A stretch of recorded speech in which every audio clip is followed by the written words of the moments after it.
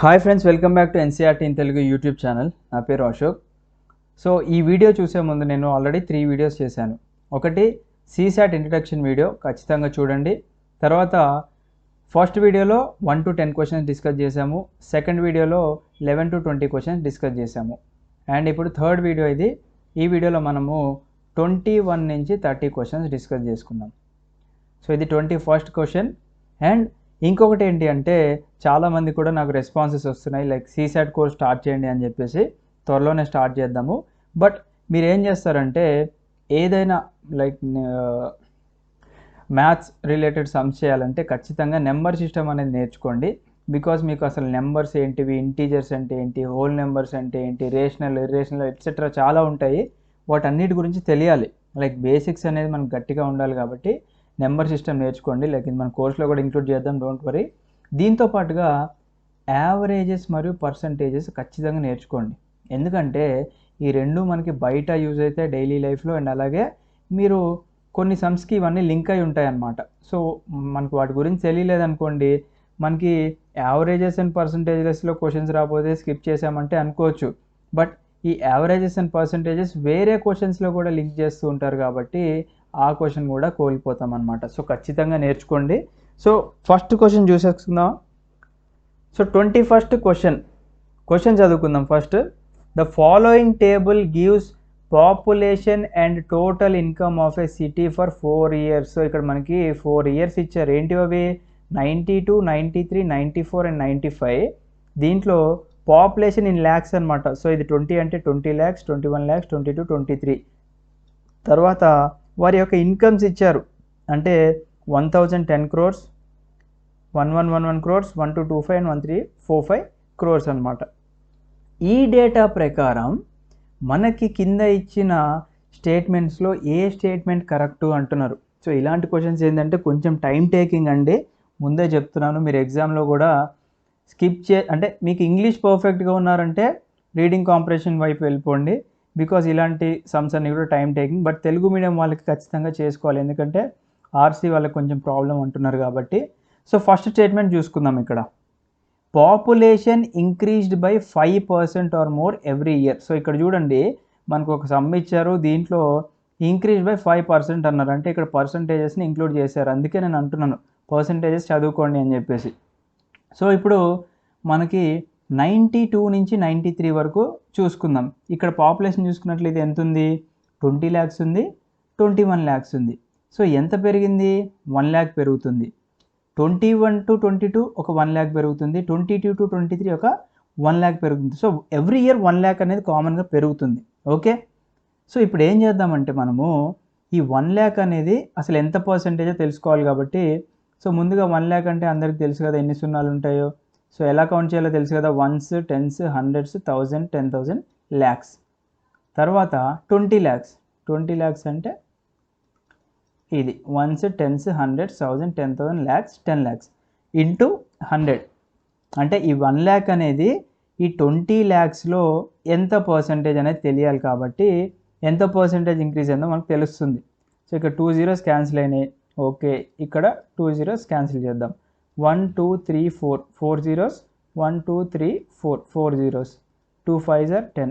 So ఇక్కడ 5% increase అయిందని చెప్పేసి మనం ఏం చేస్తాం అంటే right కొట్టేస్తాం.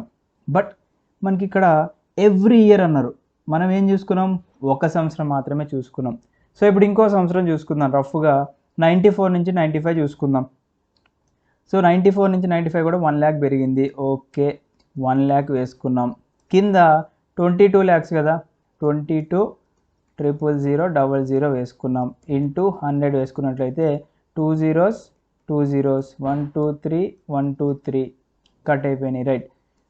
2 11s are 22, 2 50s 100. So ఇక్కడ 50 by 11, 11 4s are 44. ఓకే, ఇంకా 6 రిమైండర్ ఉంటుంది. పాయింట్. సో 60 కదా, మనకి 11 5s are 55. So something. So ఇక్కడ కేవలం 4.5% మాత్రమే ఇంక్రీజ్ అవుతుంది కదా. అంటే వాడు ఇచ్చిన స్టేట్మెంట్ ఏంటి? Increased by 5% or more every year అన్నాడు. సో ఇక్కడ ఎవ్రీ ఇయర్ ఇంక్రీజ్ అవ్వట్లేదు కాబట్టి అందుకే నేను అన్న time taking questions, first statement is wrong అని. సో సెకండ్ స్టేట్మెంట్ చూసుకోవాలి ఇప్పుడు. Income increased by 10% or more every year అన్నాడు. ఇప్పుడు ఈ ఇన్కమ్స్ చూసుకోవాలి మనం. సో మనం ప్రీవియస్ చాప్టర్లో చెప్పుకున్నాము ఏంటిది, ఇప్పుడు ఒక నెంబర్ ఉందనుకోండి, సపోజ్ 1000 తీసుకున్నాం లేదా ఒక 10,000 తీసుకుందాం అనుకోండి. ఈ 10,000లో మనకి 10% ఎంత అని అంటే ఈ ముందు వాల్యూస్ అన్నీ కూడా 10%. మరి 1% ఎంత అంటే ఈ ముందు వాల్యూస్ అన్నీ కూడా 1%. అంటే మనకి 10,000 రూపాయల్లో 10%. ఇప్పుడు మీ ఫ్రెండ్ నీకు ఒక 10,000 రూపాయలు ఇచ్చారనుకోండి, అరే దాంట్లో నాకు ఒక 10% ఇవ్వరా అంటే మీరు తెలియక ఒక 20,000 అని ఇచ్చేసారు, సారీ ఒక 2,000 అని చెప్పేసి ఇచ్చేసారనుకోండి, మీరు లాస్ అవుతారు. సో ఇక్కడ 10,000లో 10% అంటే ఈ ఫస్ట్ జీరోని ఎలిమినేట్ చేసుకుంటే ఇది 10%. అండ్ 1% అంటే ఈ రెండు జీరోని ఎలిమినేట్ చేసుకుంటే 100 రూపీస్ అనమాట. సో 10,000లో 1% ఈజ్ 100 రూపీస్. సో ఇక్కడ ఇది ఎందుకు చెప్పానో ఇక్కడ తెలుస్తుంది మీకు. So income increased by 10% or more every year అన్నారు. సో మనకి 1225 ఉంది అంటే 1225 crores. ఓకేనా, దీంట్లో 10% అంటే ఎంత, 122.5 అనమాట. ఓకే, సో ఇక్కడ దాకా 10% అంటే 122.5. సో ఈ రెండింటికి యాడ్ చేసుకుందామా ఇప్పుడు మనం. సో 1225 అండ్ అలాగే దీంట్లో 10% అంటే 122.5. ఈ రెండు యాడ్ చేసుకున్నట్లయితే మనకి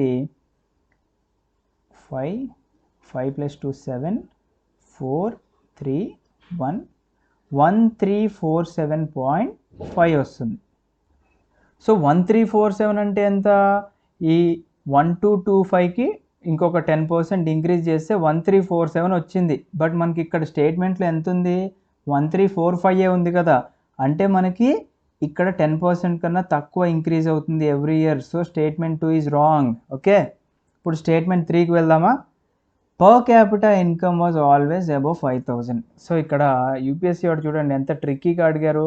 మనకి పర్ క్యాపిటా ఇన్కమ్ అనేది తెలియలేదు అనుకోండి, మనకి ఇక్కడ ఈ అసలు ఆప్షనే తెలియదు మనకి ఇక్కడ. సో మనకి ఎకనామిక్స్లో ఏం తెలుసుకుంటాం మనము, పర్ క్యాపిటా ఇన్కమ్ అంటే ఏంటి అంటే యావరేజ్గా ఒక పర్సన్ ఎంత సంపాదిస్తున్నాడు అనేది పర్ క్యాపిటల్ ఇన్కమ్. అంటే ఆ ఏరియా కావచ్చు లేదా అతను అంటే నివసించే సిటీ కావచ్చు లేదా ఒక కంట్రీ కావచ్చు, దాంట్లో సగటుగా ఒక పర్సన్ ఎంత సంపాదిస్తున్నాడు అనేదే పర్ క్యాపిటల్ ఇన్కమ్. సో ఒకసారి నేను ఇవన్నీ ఎరేజ్ చేసి మళ్ళీ దీన్ని కంటిన్యూ చేస్తాను. సో పర్ క్యాపిటల్ ఇన్కమ్ మనం ఎలా క్యాలిక్యులేట్ చేస్తాము, పీసీఐ అంటే అక్కడ నివసిస్తున్న జనాభా. సో అక్కడ నివసిస్తున్న జనాభా అంటే అక్కడ నివసిస్తున్న పాపులేషన్ ఎంత ఉంది బై అక్కడ జనాలు, అక్కడ నివసిస్తున్న జనాభా అంటే అక్కడ నివసిస్తున్న పాపులేషన్ యొక్క ఇన్కమ్ ఎంత ఉంది బై అక్కడ నివసిస్తున్న పాపులేషన్.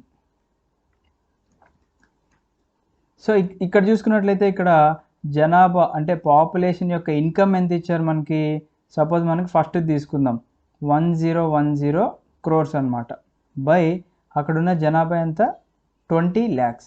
సో దీన్ని క్యాలిక్యులేట్ చేసుకుంటే మనకి 25 తీసుకున్నట్లయితే రఫ్గా మనకి ఇక్కడ ఈ ఆప్షన్ అనేది వచ్చేస్తుంది అనమాట. అంటే రఫ్గా మనకి ఇక్కడ క్రోర్స్లో ఇచ్చారు కాబట్టి ల్యాక్స్లో క్యాలిక్యులేట్ చేసుకుంటే మోర్ దాన్ 5,000 వస్తుంది. అదేవిధంగా మనము లైక్ 1111/21 తీసుకున్నా కానీ మనకి మోర్ దాన్ 5 అనేది వస్తుంది. లైక్ ఇక్కడ క్యాలిక్యులేషన్ కూడా చేస్తే చాలా పెద్దగా అయిపోతుందని నేను చేయట్లేదు, బికాస్ ఇవన్నీ కూడా మనకి ప్రాక్టీస్ని బట్టి ఈజీగా అంచనా వేసేలాగా ఉంటుందన్నమాట. అదే ఈ క్యాలిక్యులేషన్స్ అంటే ఇది మైండ్లో క్యాలిక్యులేట్ చేసుకునే వాళ్ళు ఏం చేస్తారంటే, సో ఇది 1010 crores ఎందుకంటే 1s 10s 100s 1000 10,000 lakhs 10 lakhs crores 10 crores 100 crores 1000 crores. So ఇది 1010 crores బై ఏం చేస్తారు 20 lakhs. సో ఇలా ఏం చేస్తారు 0 0 5 zeros 6 zeros, సో 3 3 6 zeros. మళ్ళీ దీన్ని క్యాలిక్యులేట్ చేస్తారు 2 5 10 అలా 5,000 కన్నా ఎక్కువ వస్తుంది. సో ఇలా క్యాలిక్యులేషన్ చేసే బదులు మనం మైండ్లో క్యాలిక్యులేట్ చేసుకోవచ్చు. సో ఇక్కడ పర్ క్యాపిటల్ ఇన్కమ్ మనకి ఎవ్రీ ఇయర్ కూడా మోర్ దాన్ 5,000 వస్తుంది కాబట్టి మనకి ఆల్రెడీ కరెక్ట్ ఆప్షన్ ఇక్కడ వచ్చేసింది కాబట్టి సో కింద దానికి వెళ్ళే అవసరం లేదు మనకి. సో నెక్స్ట్ క్వశ్చన్ చూసుకుందాం. సో సీసాట్లో ఎందుకు మన వాళ్ళు ఎక్కువ మంది ఫెయిల్ అవుతున్నారంటే అదే రీజన్, ఎందుకంటే చాలా టైం టేకింగ్ క్వశ్చన్స్ ఉంటాయి. సో ఇలాంటివి చూడండి, మనకి ఇట్లాంటిది ఒక మ్యాట్రిక్స్ ఇచ్చి వీటి మధ్యలో రిలేషన్ కనుక్కోమంటారు. ఇలాంటిది మనం ఎప్పుడు సాల్వ్ చేస్తామో తెలుసా ఫ్రెండ్స్?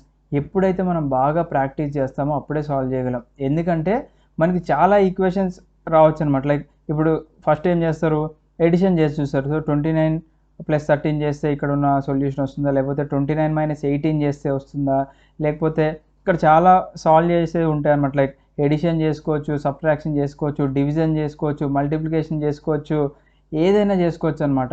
లేదా వీటి కాంబినేషన్లో కూడా ఉంటుంది. అందుకే ఇవన్నీ మనకి ఎగ్జామ్ టైంలో క్లిక్ అవ్వాలి అంటే బాగా ప్రాక్టీస్ చేస్తేనే వస్తుంది. సో ఇక్కడ ఇచ్చిన క్వశ్చన్ మాత్రం 100% చాలా ట్రిక్కీ క్వశ్చన్.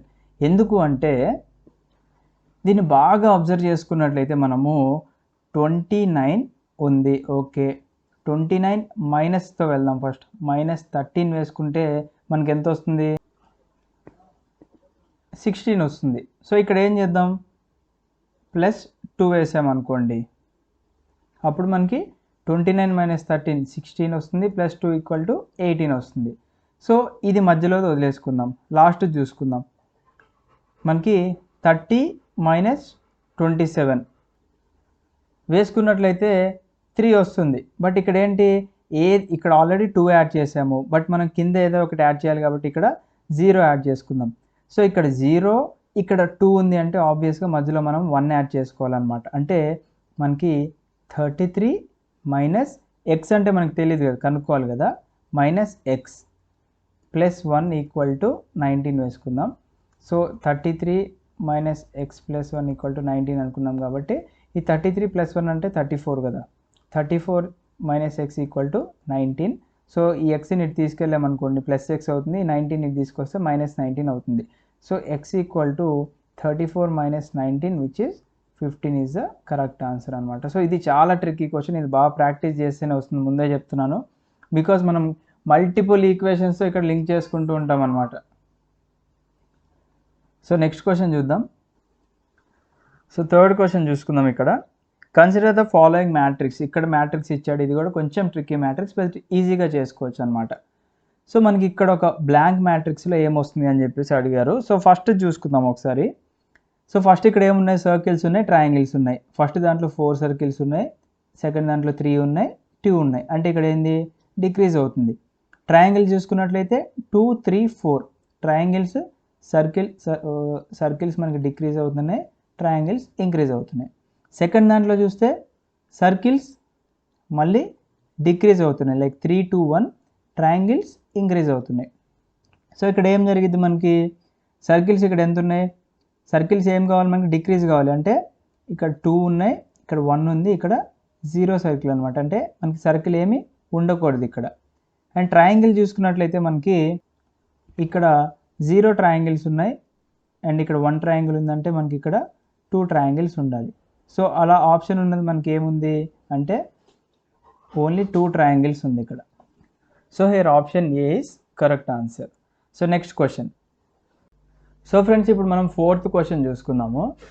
ఇక్కడ ఏమన్నారంటే with reference to figure given below the number of different routes from S to T without retracing from U and or V అన్నారు. అంటే మనకి S నుంచి T వరకు వెళ్ళాలన్నమాట. ఫర్ ఎగ్జాంపుల్ Sలో ఒక అబ్బాయి ఉన్నాడు, అతని లవర్ Tలో ఉంది. అంటే S అనే ప్లేస్ నుంచి T అనే ప్లేస్కి మనవాడు వెళ్ళాలన్నమాట. వెళ్ళాలంటే ఏం చేయాలి, వాడు డిఫరెంట్ రూట్స్ ఏమేమి ఉన్నాయో ఆ అమ్మాయి వాళ్ళ ఇంటికి వెళ్ళడానికి అనేది చూస్ చేసుకోవాలి వాడు. కానీ మధ్యలో అడ్డంకులు ఉంటాయి. U అనేది వాళ్ళ నాన్న, V అనేది వాళ్ళ పెద్ద నాన్న. సో వీళ్ళని తప్పించుకొని, అంటే U దగ్గరకు వచ్చిన తర్వాత మా పెద్దనాన్న ఉన్నాడు అని చెప్పేసి, లైక్ వాళ్ళ పెద్దనాన్న ఉన్నాడు అని చెప్పేసి రిటర్న్ రాకూడదు, ముందుకే వెళ్ళిపోవాలన్నమాట. అలాగే V దగ్గరికి వెళ్ళి మళ్ళీ V నుంచి వెనకాలకి తిరిగి వెళ్ళిపోయే పిరిగివాడు కాదు మావాడు, చాలా స్ట్రాంగ్ అండ్ చాలా డేరింగ్ పర్సన్ కాబట్టి ఈ టార్గెట్ రీచ్ చేస్తాడు. సో దీనికి ఏంటంటే మనకి ఈ పర్సన్ S నుంచి వెళ్ళడానికి మనకి 3 రూట్స్ ఉన్నాయి. సో 3 రూట్స్ ఇంటూ U దగ్గరకు వచ్చాడు, ఈ 3 రూట్స్ యూజ్ చేసుకొని U నుంచి వెళ్ళడానికి 2 రూట్స్ ఉన్నాయి ఇంటూ 2. అండ్ అలాగే V నుంచి Tకి వెళ్ళడానికి కూడా 3 రూట్స్ ఉన్నాయి మనకి. So into 3. సో టోటల్ ఇక్కడ మనకి 18 రూట్స్ అనమాట ఇక్కడ. So answer is D. దీన్ని మనం మాన్యువల్గా చెక్ చేసుకోవాలంటే చాలా టైం టేకింగ్, బికాస్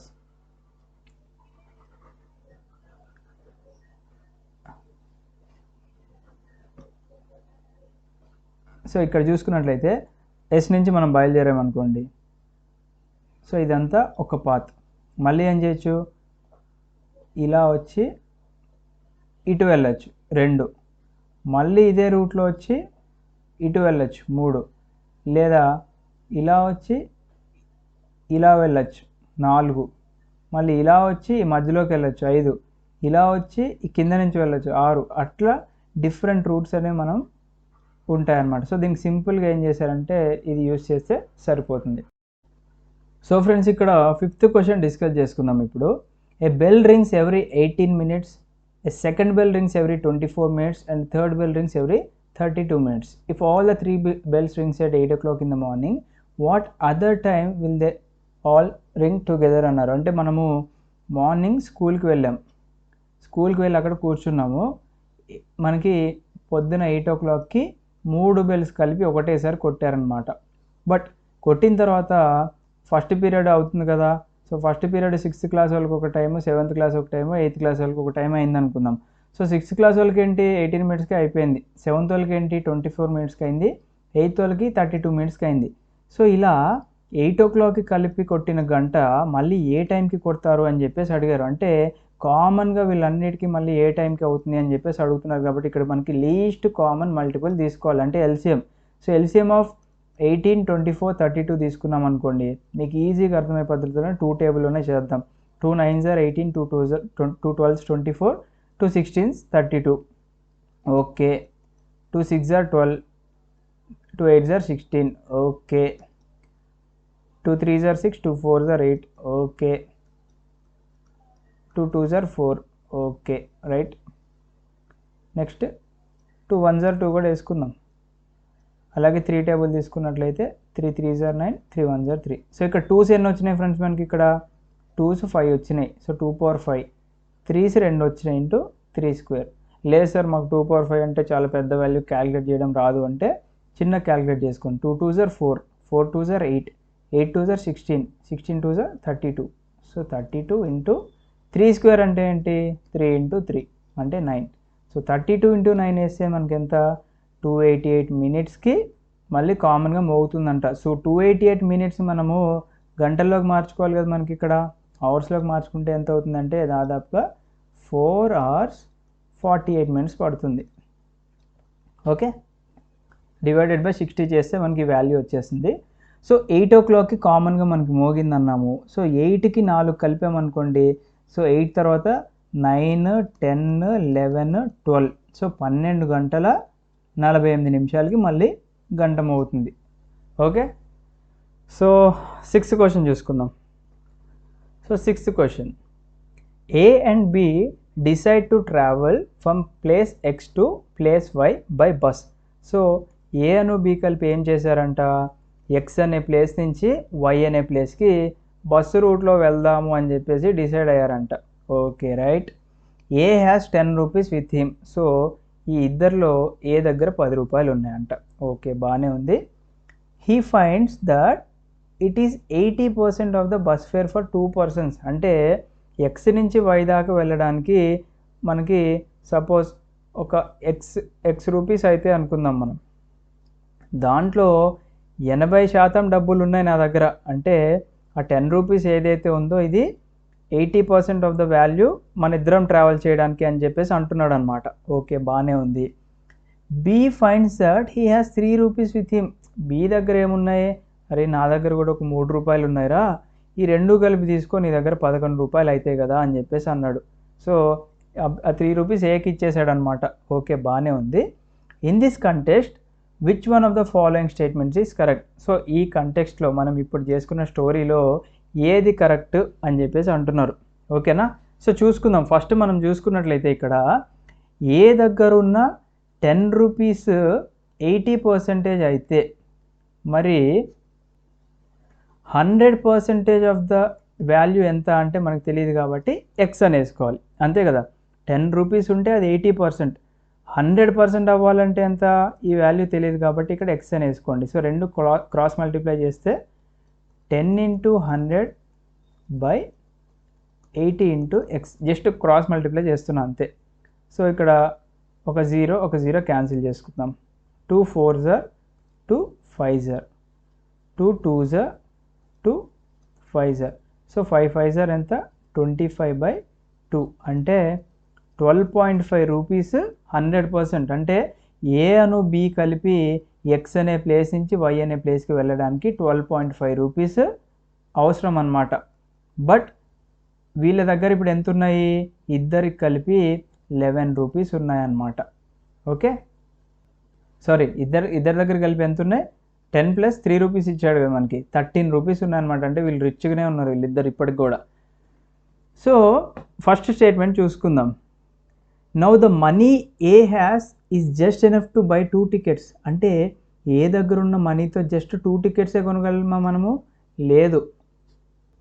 ఎందుకంటే ఏ దగ్గర కేవలం మనకి 10 రూపాయలే ఉన్నాయి కాబట్టి మనకి 2 tickets కొనలేము. ఎందుకంటే ఏ దగ్గర జస్ట్ 80% ఆఫ్ ద మనీ ఉన్నాయని చెప్పేశారు ఇక్కడ. ఓకే, తర్వాత ఏంటి, A still needs 2 rupees for buying the tickets. అంటే ఏకి ఇంకొక 2 రూపాయలు కావాలి టికెట్లు కొనడానికి అన్నారు.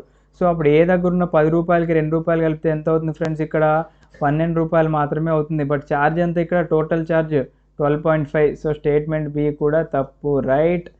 After buying the 2 tickets I will be left with 50 paise. Yeah, ఇది చూసుకోండి, మనది ఓడి దగ్గర ఉన్న 13 రూపాయల్లో టికెట్స్ ఎంత, 12.5 రూపీస్ కాబట్టి ఒక ₹1 మిగులుతుంది, అంటే 50 paise మిగులుతుంది అన్నాడు. So this is correct answer. So D కూడా చూద్దాం మీకోసం.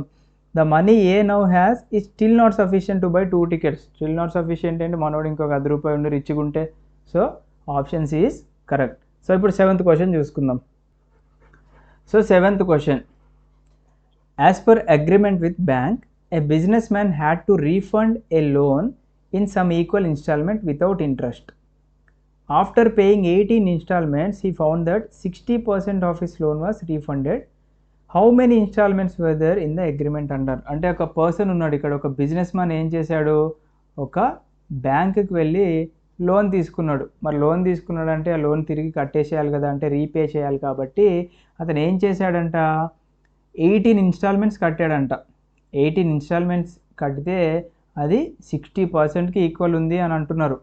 ఇంకా ఇతను ఎన్ని ఇన్స్టాల్మెంట్స్ కడితే ఆ లోన్ అగ్రిమెంట్ అనేది తీరిపోతుంది అని చెప్పేసి అంటున్నారు.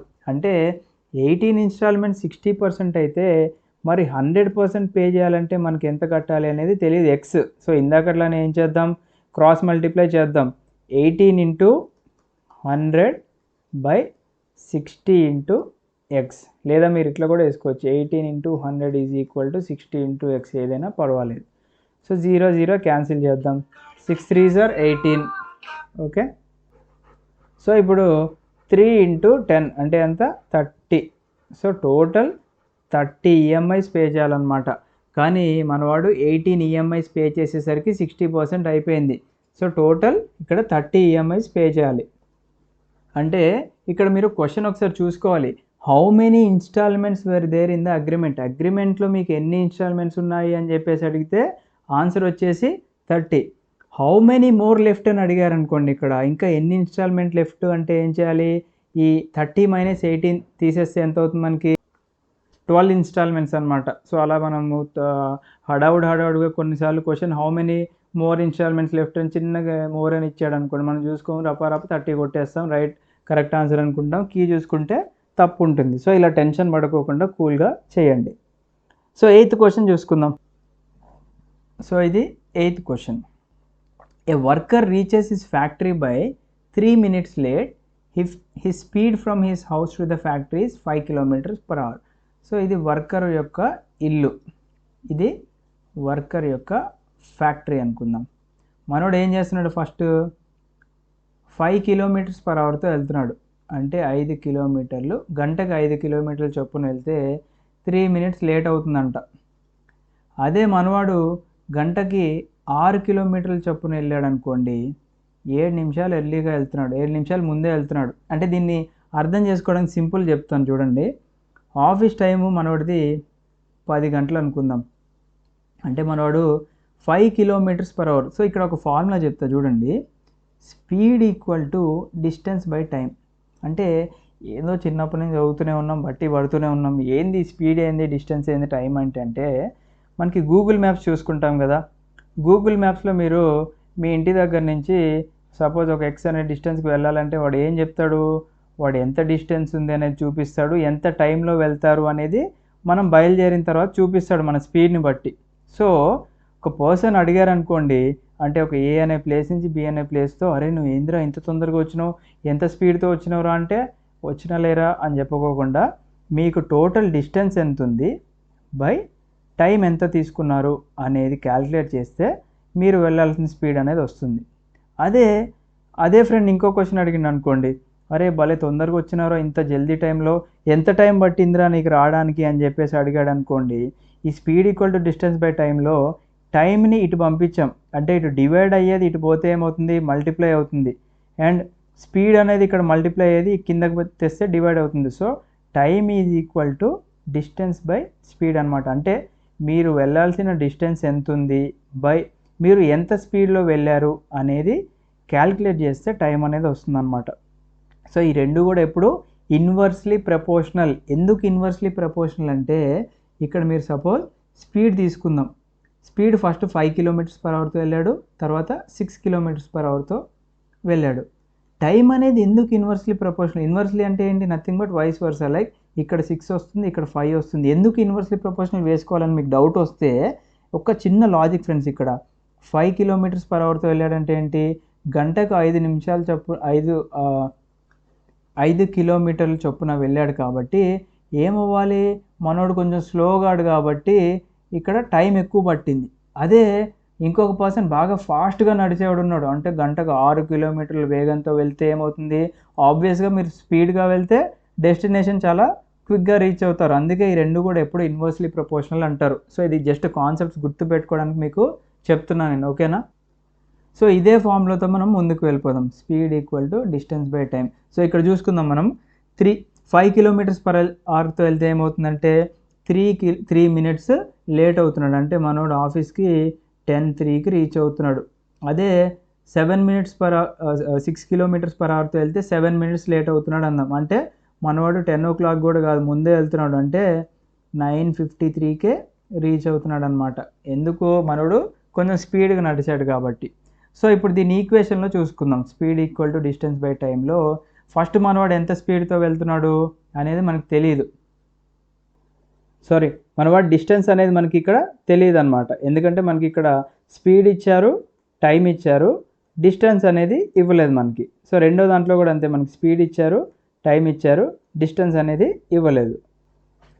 సో మనం ఏం చేయొచ్చు, డిస్టెన్స్ అనేది ఇవ్వలేదు కాబట్టి లెట్ డిస్టెన్స్ బి ఎక్స్ అనుకుందాం. ఈ డిస్టెన్స్ మనం ఎక్స్ అనుకున్నట్లయితే మనవాడు ఎక్స్ అనే డిస్టెన్స్ని 5 km/hలో వెళ్తున్నాడు కాబట్టి ఇక్కడ 3 నిమిషాలు లేట్ అవుతుంది. అంటే 3 నిమిషాలు, గంటకి 3 నిమిషాలు లేట్ అవుతుంది అనమాట. ఈజ్ ఈక్వల్ టు ఎక్స్ అనే డిస్టెన్స్ని 6 km/hలో వెళ్తున్నప్పుడు ఏమవుతున్నాడు, 7 minutes ఎర్లీ రీచ్ అవుతున్నాడు. అంటే ఇక్కడ ప్లస్ వేద్దాం, +7/60. సో ఈ రెండింటిని మనం క్యాల్కులేట్ చేసుకున్నాం అనుకోండి. ఇక్కడ జస్ట్ ఏం లేదు, మనం క్రాస్ మల్టిప్లై చేసుకోవాలి. లైక్ ఇది 60x - 5 3s are 15/60 is equals to 60x + 6 7s are 42 కింద ఎల్సిఎం తీసాం మనం, ఎల్సిఎం తీసి 60 వేసుకుందాం మనం. లేదా ఇంకా సింపుల్గా ఏం చేసుకోవచ్చు, మనము ఎక్స్ వాల్యూస్ అన్నీ ఒకవైపు కూడా పంపించుకోవచ్చు మనం ఇక్కడ. అంటే ఇక్కడ x/5 ఈ x/6 ఉంది కదా, -x/6 ఈజ్ ఈక్వల్ టు 7/60. ఇక్కడ -3/60 ఇటు వస్తే +3/60 అవుతుంది. ఇలా క్యాల్కులేట్ చేసుకున్నా కానీ మనకి ఫైనల్గా x/30 ఈజ్ ఈక్వల్ టు, ఎందుకంటే ఇక్కడ క్రాస్ మల్టిప్లై చేస్తాం, 6x - 5x/30 is equal to right side మనం క్యాల్కులేట్ చేసుకున్నట్లయితే మనము 60 అనేది కింద ఎల్సిఎంగా ఉంటుంది. సో 10/60 వస్తుందంటే 1/6 వస్తుంది అనమాట. అంటే మనకి x ఈజ్ ఈక్వల్ టు ఈ 30ని ఇటు సైడ్ పంపించామనుకోండి, 30/6 6 6 5 30. సో డిస్టెన్స్ అనేది మనకి ఎక్స్ అనుకున్నాం కాబట్టి ఆ ఎక్స్ మనకి ఎంత వచ్చింది, 5 కిలోమీటర్స్ వచ్చింది కాబట్టి ఆన్సర్ సి అనమాట. సో ఇప్పుడు 9th క్వశ్చన్ చూసుకుందాం. సో 9th క్వశ్చన్ ఇక్కడ, a question paper must have a question on one of the 8 poets. అంటే మీరు ఒక క్వశ్చన్ పేపర్ తయారు చేస్తున్నారు, యూపీఎస్సీకి మీరే ఒక క్వశ్చన్ పేపర్ తయారు చేస్తున్నారు అనుకోండి.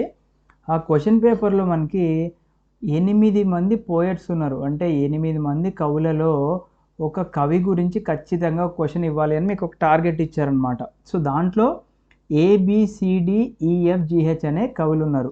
ABCDEFGH అనే కవులు అనమాట. The first 4 belong to medieval period. మనం హిస్టరీ చదువుకునేటప్పుడు ఏన్షియంట్, మిడివల్, మోడర్న్ చదువుకుంటాం కదా. సో ఫస్ట్ 4 వచ్చేసి ఏంటి, medieval period, while the rest are consider modern poets. So ఈ 4 అంటే EFGH వచ్చేసి మోడర్న్ పోయట్స్ అండ్ ABCD వచ్చేసి మిడివల్ కాలంకి చెందిన పోయట్స్ అనమాట. Generally modern poets figure in the question paper in alternate years. అంటే ఈ మోడర్న్ పోయట్స్ ఎవరైతే ఉన్నారో వీళ్ళు ఆల్టర్నేట్ ఇయర్స్ వస్తారు. అంటే ఇప్పుడు 2022లో వీళ్ళ గురించి ఒక క్వశ్చన్ వచ్చింది అనుకోండి, 2023లో రాదనమాట, అప్పుడు వేరే క్వశ్చన్ వస్తుంది దీంట్ నుంచి, మళ్ళీ 2024లో వస్తుంది, ఇలా ఆల్టర్నేట్ వస్తుంది అని అంటున్నారు. Okay right. Generally those who like H like G also. అంటే హెచ్ అనే పోయట్ని ఎవరైతే ఇష్టపడతారో అప్పుడు వాళ్ళతో పాటుగా జీ అనే పోయట్ని కూడా ఇష్టపడతారు అంటున్నారు. సో GH వచ్చేసి మనకు ఒక పేర్ అనమాట. And those who like F also like ఈ. అంటే ఈ అనే పోయట్ని ఎప్పుడైతే ఎవరిని ఇష్టపడతారో ఎఫ్ను కూడా ఖచ్చితంగా ఇష్టపడతారని చెప్తున్నారు అనమాట. ఇప్పుడు పేపర్ సెట్టర్ ఏం చేశాడో చూద్దాం. Paper setter does not like to ask about F. So ఈ పేపర్ సెట్టర్కి ఎఫ్ గురించి అడగడానికి ఇష్టపడట్లేదంట. ఎందుకు ఇష్టపడట్లేదు?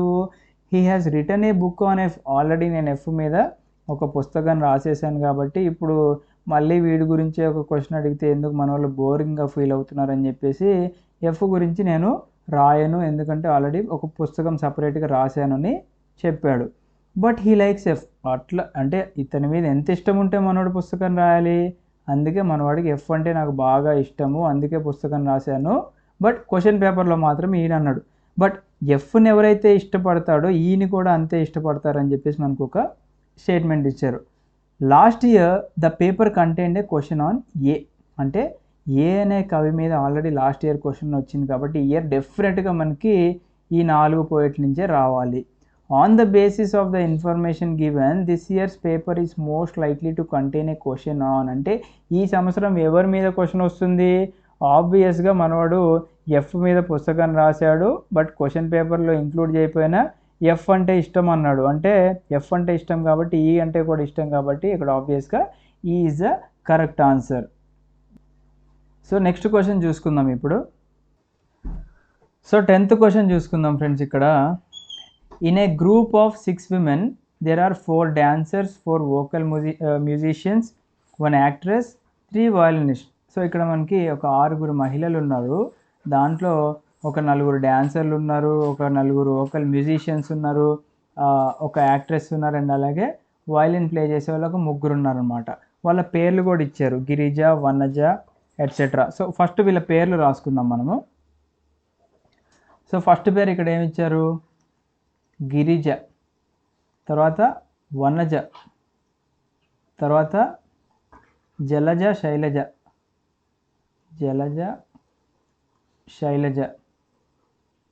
తర్వాత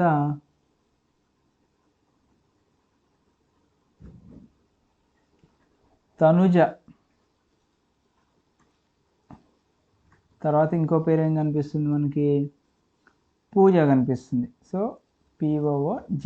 వీళ్ళందరూ కూడా మనకి 6 మెంబర్స్ ఇక్కడ అయిపోయారు. ఓకేనా రైట్. వీళ్ళకి బాక్సెస్ కట్టేద్దాం.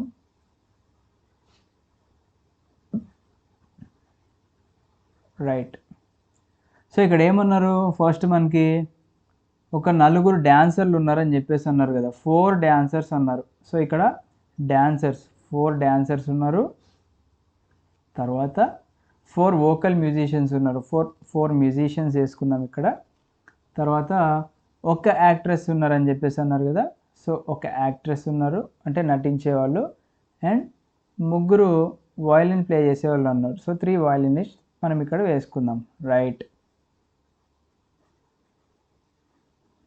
బాగానే ఉంది. ఇప్పుడు క్వశ్చన్లోకి వెళ్ళిపోదాం మనం. Girija and Vanaja are among the violinist while Jalaja and Shailaja do not know how to play the violin అన్నారు.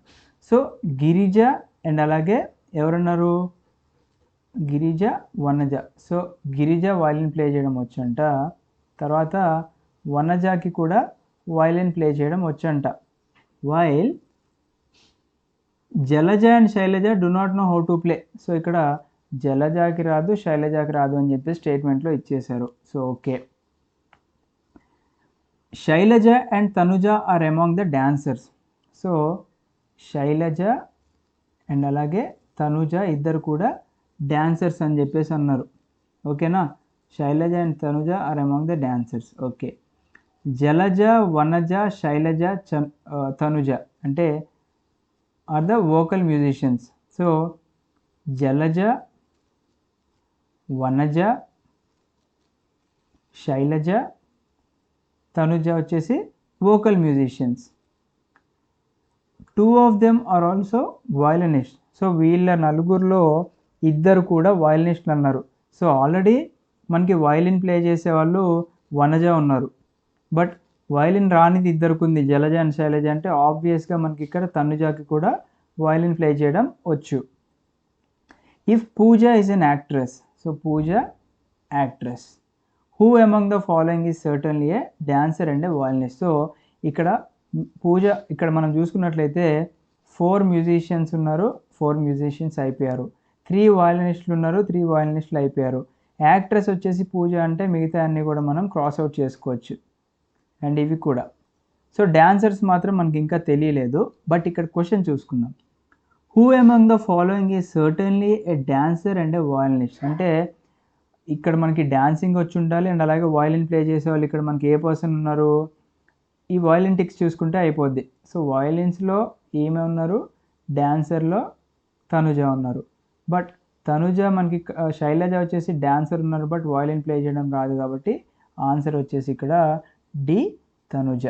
సో ఇంకొక క్వశ్చన్ చూసుకుందాం. 11 క్వశ్చన్స్ అయితే బాగుంటుంది, లైక్ బికాస్ 44 ఆర్ 45 క్వశ్చన్స్ ఉన్నాయి కాబట్టి కొంచెం ఒకటి ఎక్స్ట్రా ఇంక్లూడ్ చేసుకుంటూ వెళ్దామని చెప్పేసి. Okay, letters LMNOPQRST in their order are substituted by 9 integers 1 to 9. So మనకి LMNOPQRST ఇవన్నీ కూడా మనకి లెటర్స్ కదా, ఇంగ్లీష్లో ఉన్న లెటర్స్ కదా. సో ఈ ఆల్ఫాబెట్స్కి మనకి ఏం చేశారు, ఇంటీజర్స్ ఇంక్లూడ్ చేశారు అనమాట. అంటే నెంబర్స్ 1 2 3 4 5 6 7 8 9 దాకా ఇంక్లూడ్ చేశారు, బట్ ఈ ఆర్డర్లోనే కాదు అని చెప్పేసి అన్నారు. 4 is assign to P. So ఈ పీకి ఏం చేశారు, 4 అసైన్ చేశారు. అంటే 4వ నెంబర్ ఎవరు అంటే P అనమాట. Okay right. The difference between P and T is 5. So ఇక్కడ డిఫరెన్స్ అంటే ఏంటి అంటే మనకి సబ్స్ట్రాక్షన్ అనమాట. అంటే Pకి మరియు Tకి మధ్యలో ఉన్న డిఫరెన్స్ ఏంటి, 5 అన్నారు. అంటే మనం ఇక్కడ ఏం చేయొచ్చు, T అనేది 9 అయింది అనుకోండి, ఎందుకంటే 9 ఇంటీజర్సే ఉన్నాయి కాబట్టి వీళ్ళిద్దరి మధ్యలో డిఫరెన్స్ మనకి 5 అయితేనే కదా మనకి ఇక్కడ 4 వచ్చేది. లేదు సార్ నాకు డిఫరెన్స్ అంటే నేను సబ్ట్రాక్షన్లో నేను చాలా పూర్, నాకు ఓన్లీ ఎడిషనే కావాలి అనుకోండి, డిఫరెన్స్ 5 అన్నారు. సో 4 + 5 ఏంటి, 9 వస్తుంది కదా, 9 టీకి ఇచ్చేసేయండి, అయిపోయింది. రైట్. నెక్స్ట్ ఏమన్నారు, the difference between N and T is 3 అన్నారు. సో Nకి Tకి మధ్యలో డిఫరెన్స్ 3 రావాలి. అంటే 9 - 6 చేస్తే మనకి 3 వస్తుంది కదా. సో ఆ 3 ఇక్కడ వేసేయండి,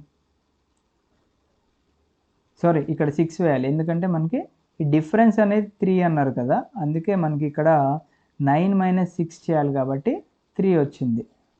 అప్పుడు ఈ కండిషన్ సాటిస్ఫై చేస్తుంది. చూడండి, the difference between N and T is 3 అన్నాడు. అంటే T 9 అయితే N 6 అయితేనే కదా మనకి ఆన్సర్ 3 వచ్చేది. సో ఈ కండిషన్ సాటిస్ఫై అయింది.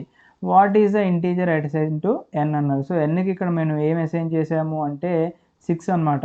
సో ఇప్పుడు నేను స్టార్టింగ్ ఏ విధంగా అయితే తొందరపడి నేను ఇక్కడ 3 వేసానో అదేవిధంగా మీరు ఎగ్జామ్లో 3 వేసి టెన్షన్ పడకండి, అక్కడ కొంచెం ఆలోచించి పెడితే అయిపోతుంది. So that's it for today friends. మనకి ఇవాళ ఒక 11 క్వశ్చన్స్ కంప్లీట్ చేసుకున్నాం. ఫస్ట్ ఒక 20 క్వశ్చన్స్ కంప్లీట్ చేసుకున్నాం, అంటే 31 క్వశ్చన్స్ అయినాయి. మీకు ఇలాగే ఫార్మాట్లో అన్ని వీడియోస్ 2021 వరకు కూడా కావాలి అనుకున్నట్లయితే ఒకసారి కమెంట్ సెక్షన్లో కమెంట్ చేయండి. అండ్ ఆల్రెడీ మనకి తెలుసు మన దగ్గర ప్రజెంట్ పాలిటీ కోర్స్ నడుస్తుంది, Anirudh sir course. Polity course కూడా బాగా హ్యూజ్ డిమాండ్ అయితే ఉంది మనకి. అండ్ అలాగే ఓన్లీ 100 మెంబర్స్నే తీసుకుంటున్నారు అనిరుద్ సార్ కూడా. ఆల్మోస్ట్ మనకి 78 ఆర్ 80 సీట్స్ కూడా ఫిల్ అయిపోయినాయి. చాలా హ్యాపీగా ఉన్నాం మేము కూడా. అండ్ ఇప్పటివరకు మీరు పాలిటీ కోర్స్ని రిజిస్టర్ చేసుకున్నట్లయితే పాలిటీ కోర్స్ని రిజిస్టర్ చేసుకోండి. అండ్ అలాగే 11th అండ్ 12th ఎన్సీఆర్టీస్ కూడా ఉన్నాయి మనకి. ఈ ఎన్సీఆర్టీస్ కూడా మీకు కావాలనుకున్నట్లయితే ఇక్కడ మెన్షన్ చేసిన నెంబర్కి మీరు మెసేజ్ చేయండి వాట్సాప్లో, 8985237565. సో ఇది మన నెంబరే, ఇది నా నెంబరే, ఇది. సో ఈ నెంబర్కి మీరు మెసేజ్ చేయండి. అండ్ ఇలాంటి ఇంట్రెస్టింగ్ వీడియోస్ మీకు కావాలి అంటే మా ఛానల్ని అందరికీ రీచ్ అయ్యేలాగా సబ్స్క్రైబ్ చేసుకొని మీ ఫ్రెండ్స్కి కూడా షేర్ చేయండి. And I'm so happy that మీరు ఈ వీడియోస్ వింటున్నారని చెప్పేసి. Thank you friends, have a great day. జై హింద్.